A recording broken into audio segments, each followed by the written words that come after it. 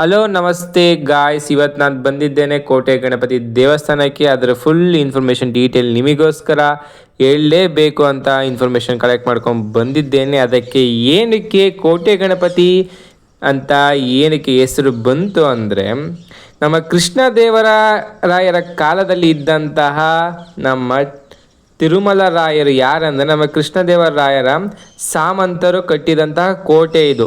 ಈ ಕೋಟೆ ಕಾವಲಿಗಾಗಿ, ಈ ಕೋಟೆಯ ಪ್ರೊಟೆಕ್ಟ್ಗಾಗಿ ಈ ನಮ್ಮ ಗಣೇಶನನ್ನು ಆಗಿನ ಕಾಲದಲ್ಲಿ ಪ್ರತಿಷ್ಠಾಪನೆ ಮಾಡಲಾಯಿತು. ಈಗಿನ ಕಾಲದಲ್ಲೂ ಸಹ ಈ ಗಣೇಶನ ಹತ್ರ ಏನಾದ್ರು ಬೇಡ್ಕೊಂಡ್ರೆ ಹಾಗೆ ಆಗುತ್ತಂತೆ. ದಿನನಿತ್ಯ ಪೂಜೆಯಲ್ಲಿ ನಡೀತಾನೆ ಇರುತ್ತೆ. ಹಾಗೆ ಇಲ್ಲಿ ಏನಂದರೆ, ಹಾಗೆ ನಮ್ಮ 1799ರಲ್ಲಿ ಚಿತ್ರದುರ್ಗದ ಮದಕರಿ ನಾಯಕರ ಮಕ್ಕಳು ಹಾಗೂ ಅವನನ್ನು ತಂದು ಇಲ್ಲಿ ಸೆರೆ ಹಿಡಿದು ಅವನ ಕೊನೆ ಉಸಿರು ಬಿಡುವ ತನಕ ಈ ಡಂಜನ್ನಲ್ಲೇ ಅವನ್ನ ಬಂಧಿಸಿದಂತೆ.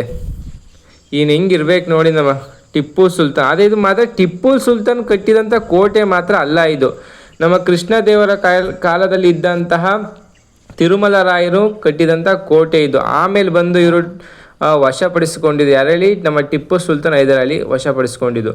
ಆಮೇಲೆ ಇದು ಯಾವ ದಿಕ್ಕಿನಲ್ಲಿದೆ ಅಂತ, ಯಾವ ಇಸ್ವಿಲಿ ಕಂಡುಹಿಡಿದಂತೆ ಇದು ಅಂದರೆ 1895ರಲ್ಲಿ ಥಾಮಸಿನ್ ಎಂಬವನು ಇಂಜಿನಿಯರ್ ಅವನು ಇದು ಈಶಾನ್ಯ ದಿಕ್ಕಿನಲ್ಲಿದೆ ಅಂತ ಕಂಡುಹಿಡಿದಂತೆ ಇದು.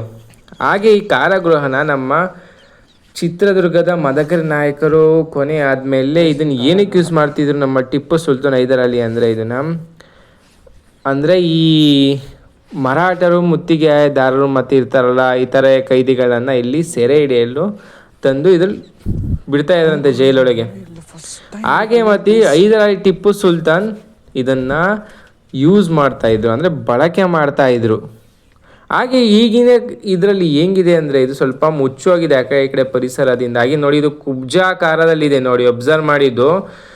ನಾನು ಬೆಳಗ್ಗೆ ಒಬ್ಬೊಬ್ಬನೇ ಬಂದುಬಿಟ್ಟಿದ್ದೀನಿ. ಸ್ವಲ್ಪ ಒಳಗೆ ಹೋಗೋಕ್ಕೆ ಯಾಕೋ ಮೈ ಜುಮ್ ಅಂತು, ಅದಕ್ಕೆ ಹಿಂಗೆ ಹೊರಗಡೆಯಿಂದ ಮಾಡ್ತೀನಿ. ದೂರ ಏನಿಲ್ಲ, ಅಲ್ಲೇ ಕಾಣ್ತಿದ್ದಿಲ್ಲ, ಅದೇನೇ ಇದು ನೋಡಿ, ಕುಬ್ಜಾಕಾರದಲ್ಲಿದೆ. ಓಕೆನಾ. ಹಾಗೆ ಇದು ಅಗಲ ಉದ್ದ ಎಷ್ಟಿದೆ ಅಂದರೆ, ಇದು ಹೇಳ್ತೀನಿ ಕೇಳಿಸ್ಕೊಳ್ಳಿ.